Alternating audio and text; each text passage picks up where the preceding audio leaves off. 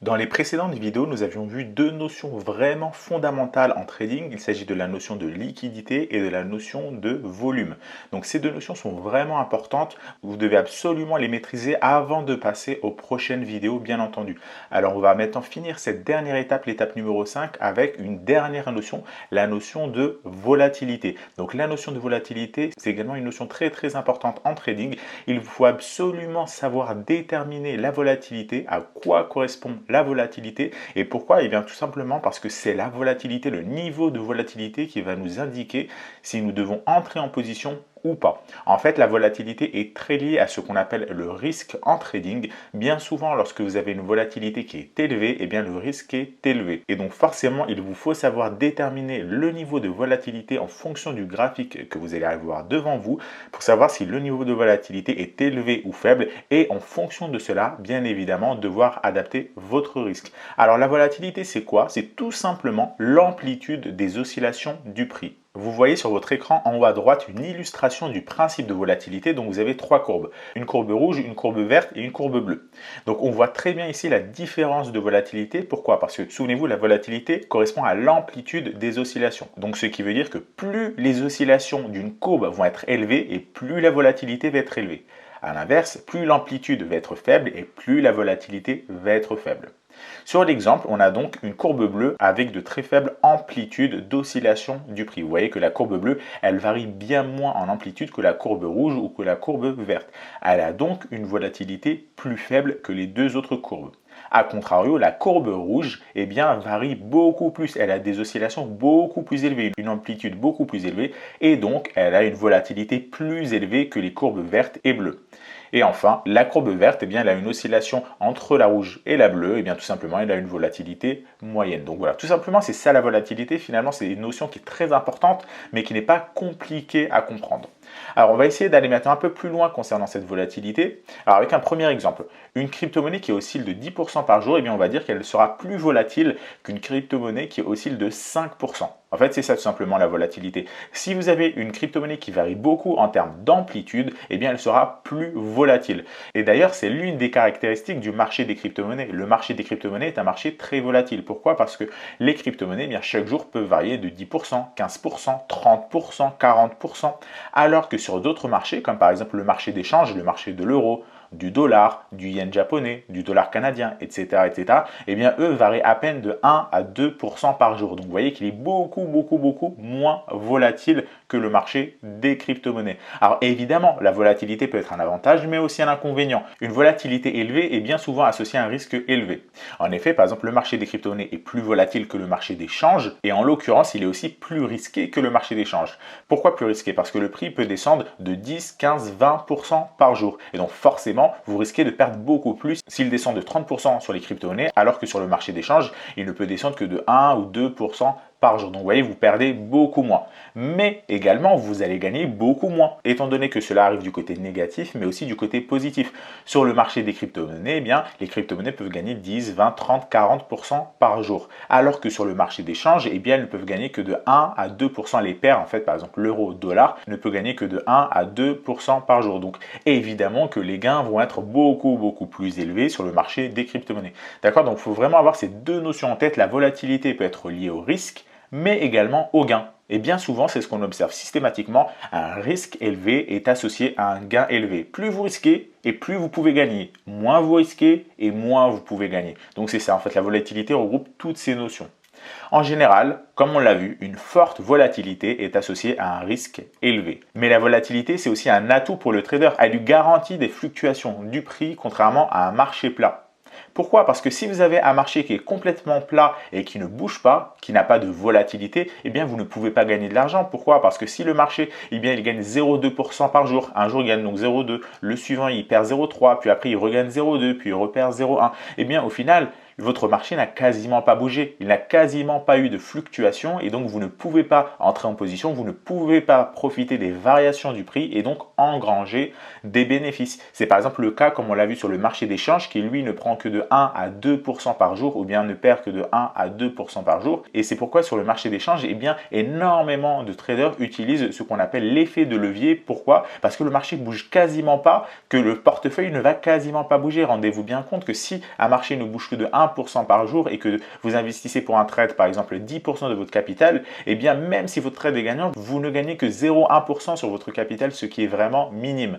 Donc les traders utilisent l'effet de levier pour décupler leurs bénéfices. Et donc par exemple, lorsqu'ils utilisent un effet de levier de 5, eh bien ça va multiplier les variations par 5. Si le prix bougeait de 1% par jour, eh bien il bougera de 5% par jour. Mais également, ça multiplie les pertes. Si le trader pouvait perdre 1% par jour, et bien là, il pourra perdre 5% par jour. Donc l'effet de levier est très souvent utilisé sur le marché d'échange, le Forex. Par contre, sur les crypto-monnaies, eh bien, il n'y a pas besoin d'utiliser cet effet de levier parce qu'on a déjà une amplitude de prix qui est très élevée. Les crypto-monnaies gagnent 10, 20, 30% par jour. Donc même si vous investissez que 10% de votre capital, eh bien 10% de 40%, ça fait déjà 4%. Et donc 4% sur votre portefeuille, ce n'est pas négligeable. Donc c'est l'un des avantages de la volatilité. C'est donc un atout pour le trader. La volatilité va lui garantir des fluctuations du prix. Alors également, il faut savoir que la volatilité, elle est plus élevée lors des excès de marché. Lorsque vous allez avoir des bulles, comme par exemple en 2017 sur le marché des crypto-monnaies, eh bien on a pu observer que la volatilité était très élevée. Chaque jour, les crypto-monnaies variaient de plus ou moins 20%, plus ou moins 30% en fonction des crypto-monnaies. Bien entendu, certaines variaient de plus ou moins 60, 70, 80% et d'autres variaient de plus ou moins 10%, 15%. Ça dépend évidemment de chaque crypto-monnaie. Mais si on devait généraliser, eh bien on constate que la volatilité, elle est plus élevée lors des excès de marché. Donc comme on l'a vu en fin 2017 avec la bulle sur le marché des crypto-monnaies et également début 2018 avec le crack du marché des crypto-monnaies. Par contre, cette volatilité va s'atténuer lorsqu'on aura un consensus entre les acheteurs et les vendeurs. Lorsque ce consensus sera trouvé, eh bien, la volatilité va être réduite, elle va devenir plus faible. C'est d'ailleurs ce qu'on a pu observer sur le graphique du Bitcoin. Souvenez-vous, il y avait un consensus aux alentours du support des 6000 $. Eh bien, le prix ralentissait en termes de fluctuation en s'approchant de ce support des 6000 $.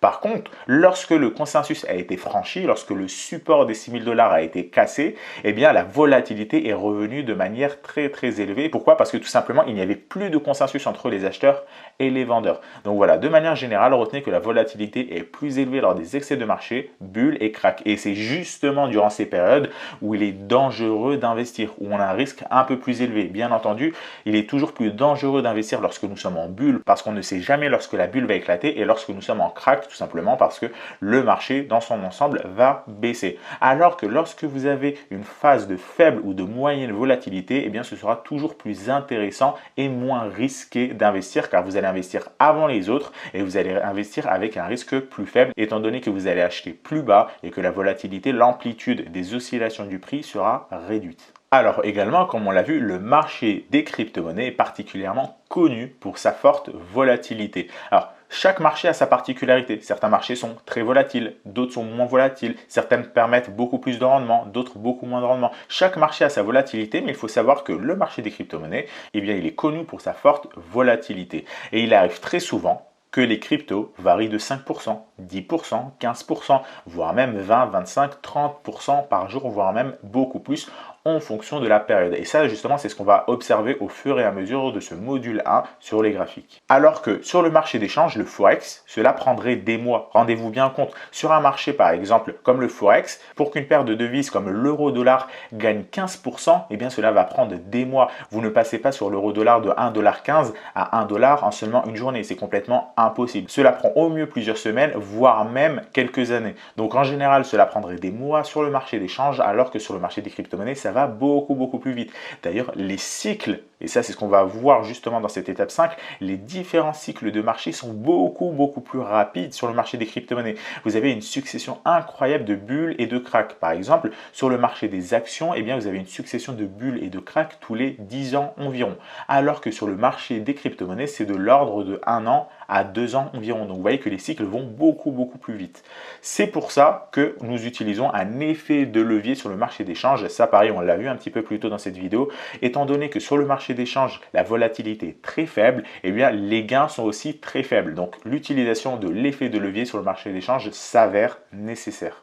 Sur celui des cryptos, on ne va pas en avoir besoin. Donc tout ce que je vous ai expliqué jusqu'à présent concernant l'effet de levier, eh bien on ne va pas l'utiliser, en tout cas au moment où j'enregistre cette vidéo. Et comme on l'a observé sur les précédentes années, le marché des crypto-monnaies, eh bien il est très volatile et il n'y a pas besoin d'utiliser l'effet de levier pour multiplier ses gains et ses pertes. Peut-être que le marché des crypto-monnaies deviendra un peu plus mature dans les futures années. Peut-être qu'en 2025, 2030, il deviendra plus mature et donc il ne variera que de 1, 2, 3% par jour. Et à ce moment-là, on utilisera l'effet de levier pour multiplier nos gains et nos pertes, bien évidemment, car vous ne pouvez pas multiplier vos gains sans multiplier vos pertes. Par contre, actuellement, il faut savoir que le marché des crypto-monnaies est encore très volatile. Même en 2019, le marché des crypto-monnaies est encore très volatile et on ne va pas utiliser l'effet de levier. Pourquoi? Parce que par exemple, si vous utilisez un effet de levier de 5, eh bien, si une crypto-monnaie perd environ 20% de sa valeur, vous n'avez déjà plus de capital. Votre capital a été complètement liquidé si vous utilisez un levier de 5. Par contre, si vous n'utilisez pas d'effet de levier et que votre crypto-monnaie perd 20% de sa valeur, eh bien d'accord, vous allez perdre 20% de votre capital. Si vous avez investi tout votre argent dans cette crypto-monnaie, vous allez donc perdre 20%, mais il vous restera encore 80%. Alors bien évidemment qu'on n'investit pas en trading 100% de son capital sur une position. Ça, c'est ce qu'on va voir dans le module 3, je vous rassure. On va voir les différents pourcentages de risque à faire en fonction de l'état de marché, en fonction de la crypto-monnaie, en fonction de différents critères. Donc ça, c'est ce qu'on va voir un peu plus tard. Pour le moment, on ne va pas rentrer sur ces différents paramètres. Alors également, il faut savoir que le marché évolue par cycle. Tous les marchés évoluent par cycle. Le marché des actions, le marché des crypto-monnaies, peu importe, les marchés évoluent par cycle. Vous allez avoir des cycles haussiers, des cycles baissiers, des cycles où il n'y aura pas de tendance tout simplement. Ça, c'est ce qu'on a vu avec la théorie de dos. Donc vous allez avoir une succession de cycles. Là, par exemple, vous le voyez, vous avez une tendance haussière, puis un début de retournement, une tendance baissière, etc., etc. Et comme on l'a vu avec la vidéo sur le multi-time frame, eh bien toutes ces différentes tendances vont se superposer, ce qui va nous créer des cycles haussiers, des cycles baissiers et des cycles sans tendance. Donc il y aura une alternance évidente entre une volatilité élevée et une volatilité faible. Pourquoi? Parce qu'on a vu, lorsque vous aviez des bulles et des cracks, vous avez une volatilité élevée. Par contre, lorsque vous vous situez en fin de crack ou en début de bulle, juste avant qu'il y ait une bulle, eh bien la volatilité est plus faible. Et comme vous vous en doutez, un marché n'évolue pas de bulle en crack, de bulle en crack. Non, des fois vous avez des bulles, puis vous avez une stagnation, un crack, vous avez une légère tendance haussière, une reprise, une bulle, une stagnation, une tendance baissière, un crack. Vous voyez, vous avez différents cycles à suivre. Et donc, sachant que ces différents paramètres, ces bulles, ces cracks n'ont pas la même volatilité, eh bien évidemment, vous allez avoir une alternance entre une volatilité élevée et une volatilité faible. Et nous, notre stratégie sera d'entrer en position lorsque la volatilité sera faible et qu'elle commencera tout juste à augmenter. On n'entrera pas lorsque la volatilité est élevée. Souvenez-vous, une forte volatilité est associée à un risque élevé. Nous, ce qu'on va chercher, c'est d'entrer en position lorsque la volatilité sera faible pour avoir un risque faible, mais lorsque nous allons commencer à avoir un début de hausse de volatilité, car le début de hausse de volatilité va augmenter le risque, mais va également augmenter le gain. Mais étant donné que nous sommes entrés juste avant que cette volatilité soit élevée, eh bien nous sommes entrés au bon moment, à un niveau très bas pour pouvoir profiter de la tendance à venir. Donc retenez bien ça, c'est important. Notre stratégie sera d'entrer en position lorsque la volatilité est faible et qu'elle commence tout juste à augmenter. Et d'ailleurs, pour repérer ces différents cycles de volatilité, on va utiliser un indicateur technique qu'on va voir dans la prochaine vidéo. C'est cet indicateur technique qui va nous indiquer si la volatilité est faible ou si elle est élevée et à partir de quand visuellement on observe qu'elle peut commencer à devenir élevée. Donc ça, vous allez le voir dans la prochaine vidéo, l'indicateur est très complet. Mais en attendant, on va passer à un premier exemple sur le graphique du Bitcoin en unité de temps daily. On observe ici une baisse de la volatilité qui dure plusieurs mois. Pourquoi? Parce que regardez ici, vous avez une très forte impulsion haussière. Puis ici, vous avez une très forte tendance baissière. Puis ici, une très forte impulsion haussière. Et regardez, ici, on descend moins bas que là où on se trouvait avant. Puis regardez ici, dans cette légère tendance haussière, on remonte moins haut que le précédent sommet. Puis ici, on redescend moins bas que le précédent creux. On remonte moins haut que le précédent sommet. Donc vous voyez ici clairement sur ce graphique que les oscillations du prix du Bitcoin sont de plus en plus faibles. elles sont de plus en plus réduites. On constate donc une baisse de la volatilité. Alors une baisse de la volatilité, eh bien, ça va dépendre de l'unité de temps sur laquelle vous allez trader. Là, par exemple, nous sommes sur l'unité de temps daily et on observe une baisse de la volatilité qui dure plusieurs mois. Regardez, la baisse de la volatilité commence en fin novembre 2016 et va jusqu'à mai 2016. Donc quasiment un semestre où la volatilité diminue. Et on observe très clairement sur ce graphique que lorsque la volatilité ici diminue, les amplitudes sont de plus en plus faibles. Et bien lorsque vous allez obtenir ici un signal d'achat, et bien par la suite, vous le voyez, vous avez un retour de la volatilité, une très forte tendance haussière. Et donc notre but, notre stratégie sera évidemment d'entrer en position juste avant d'avoir ce début de volatilité. Notre but sera donc d'attendre que la volatilité diminue de plus en plus, puis commencer à observer les indices qui nous indiquent une reprise de la volatilité comme ce qu'on observait ici sur cette zone-là, ou bien même ici sur cette zone-là. On a deux zones où on commence à observer un retour de la volatilité et donc nous entrons en position avant que cette volatilité soit élevée pour profiter évidemment du mouvement à venir. Donc retenez vraiment ça, c'est important. Le marché évolue par cycle. Chaque cycle possède différentes phases de volatilité. Nous, ce qu'on va faire, c'est attendre que la volatilité baisse et entrer en position juste avant d'avoir un départ de la volatilité pour profiter de la tendance à venir. Donc ça, c'est vraiment le but de notre stratégie, c'est notre stratégie principale. Et donc pour repérer ces différentes phases de volatilité, dans la prochaine vidéo, je vais vous présenter un indicateur pour mieux comprendre comment évoluent les marchés financiers. Mais juste avant de vous laisser passer sur la prochaine vidéo, eh bien on va comme à notre habitude effectuer un exercice. Donc ici, je vous ai fait un exercice où vous allez devoir repérer les trois principales périodes à faible volatilité sur ce graphique. Donc nous sommes sur le graphique de l'Ethereum en unité de temps daily. Et donc là, vous le voyez sur ce graphique, la tendance est très clairement baissière. Par contre, durant cette très forte tendance baissière, eh bien on observe à trois endroits, trois principales périodes qui possèdent une faible volatilité. Alors il y a des périodes avec une volatilité moyenne, d'autres une volatilité très élevée. Mais en l'occurrence ici, il y en a trois où la volatilité est vraiment faible. Donc je vous laisse quelques secondes pour mettre cette vidéo en pause, essayer de repérer visuellement où se situent ces trois phases à faible volatilité et puis on passera sans plus tarder à la correction.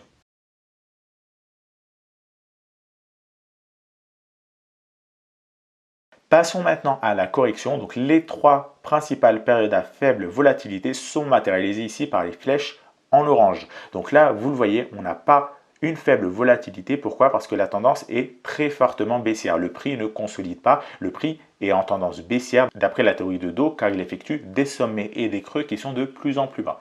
Puis ici, vous le voyez, le prix commence à avoir une faible volatilité, mais la durée de cette volatilité n'est pas suffisante. Pour avoir une bonne volatilité, eh bien, il faut que ça dure sur le temps. On l'a vu sur l'exemple précédent avec le Bitcoin, ça a duré quasiment 6 mois. Ici, vous le voyez, ça n'a duré que quelques jours, donc on ne peut pas dire que la volatilité a diminué. D'ailleurs, en plein milieu de cette phase-là, eh bien, on observe un excès de volatilité avec cette très forte mèche. Vous voyez cette mèche élevée. Donc là, on n'a pas encore une phase à faible volatilité. Puis ici, on a une très forte impulsion haussière. Puis ici, une très forte impulsion baissière. Par contre, à partir de là, vous le voyez, on n'arrive pas à dessiner de sommet plus haut que le précédent, ni de creux plus bas que le précédent. Donc nous sommes dans une phase de stagnation, une phase où l'amplitude des oscillations du prix diminue de plus en plus. D'ailleurs, vous le voyez également à la hauteur des chandeliers japonais. Ici, par exemple, vous voyez les chandeliers rouges, et bien vous avez des chandeliers qui ont une très grande hauteur. Par contre, ici, vous le voyez, les chandeliers rouges ou les chandeliers verts ont une très faible amplitude. Donc ce sont tous ces indices qui nous permettent de savoir que nous sommes dans une phase de faible volatilité. Donc là, vous le voyez, le prix consolide, il évolue latéralement. Puis ici, on a à nouveau une impulsion baissière et le prix consolide à nouveau. Alors cette phase à faible volatilité dure évidemment moins longtemps que la précédente. Toutefois, la volatilité ici, elle a bel et bien diminué. Alors ici, on ne le voit pas directement et c'est pourquoi je vous ai codé un indicateur qui va vous permettre de le repérer beaucoup plus facilement. Donc ici, à nouveau une impulsion baissière, puis le prix se met à nouveau à consolider. Donc vous le voyez, les sommets et les creux ne sont plus de plus en plus haut ou de plus en plus bas. Ici, on a une volatilité qui dure beaucoup plus longtemps que les précédentes phases à faible volatilité. Et à nouveau, vous le voyez, ici, une très forte tendance baissière. Alors pourquoi j'insiste sur cette durée de période, qu'il faut qu'on ait une durée suffisamment longue sur ces périodes à faible volatilité? Eh bien tout simplement parce que plus la durée de cette phase à faible volatilité sera longue et plus le mouvement qui s'en suivra sera pertinent, sera intéressant. Vous le voyez par exemple ici, vous avez une durée moyenne et ici l'impulsion est moyenne. Ici, vous avez une durée un peu plus faible et l'impulsion est un petit peu plus faible. Et ici, vous avez une durée beaucoup plus longue que les deux précédentes périodes et vous le voyez ici, l'impulsion baissière est beaucoup plus forte. Donc plus la durée sera longue et mieux ce sera. Alors il ne faut pas toujours attendre une durée de 6 mois évidemment. Si vous avez un signal d'achat ou un signal de vente, vous entrez en position. Par contre, il faut bien garder à l'esprit que si vous entrez en position sur une faible volatilité qui n'a pas duré longtemps, eh bien vos gains risquent d'être limités. Le prix risque de se retourner assez facilement car le consensus entre l'offre et la demande n'a pas duré suffisamment longtemps. Par contre, si le prix eh bien, se stabilise pendant plusieurs mois ou plusieurs semaines en fonction de l'unité de temps sur laquelle vous allez vous trouver évidemment, parce que vous allez avoir plusieurs mois sur le daily, mais vous ne pouvez pas avoir plusieurs mois sur le H1 par exemple. Sur le H1, ça sera plutôt une question d'heures, voire de jours. Donc ça, c'est vraiment quelque chose à garder en tête. Vous l'avez vu précédemment sur le graphique du Bitcoin, la phase à faible volatilité a duré 6 mois et vous l'avez vu également que l'impulsion qui s'en est suivie, l'impulsion haussière, eh bien, elle était très puissante et elle était plus longue. Donc ça, faut vraiment le garder en tête. Plus la phase à faible volatilité dure dans le temps et plus la probabilité que le mouvement qui s'en suivra sera puissant sera élevé. Donc voilà concernant cet exercice rapide sur comment repérer les périodes à faible volatilité. Donc là, vous le voyez, je vous apprends déjà comment fonctionne le marché pour le repérer visuellement, mais évidemment, vous n'allez pas devoir tout le temps deviner ça. Et donc, c'est pourquoi dans la prochaine vidéo, vous allez découvrir un indicateur technique qui visuellement, en l'espace d'une seconde, eh bien, vous permettra de repérer ces phases de faible volatilité. Vous allez voir, il y aura également un exercice qui sera du même type, sauf que l'indicateur sera sur le graphique et ce sera beaucoup plus simple pour le repérer. Donc moi, je vous retrouve tout de suite dans la prochaine vidéo pour poursuivre ce cours-là et découvrir cet indicateur.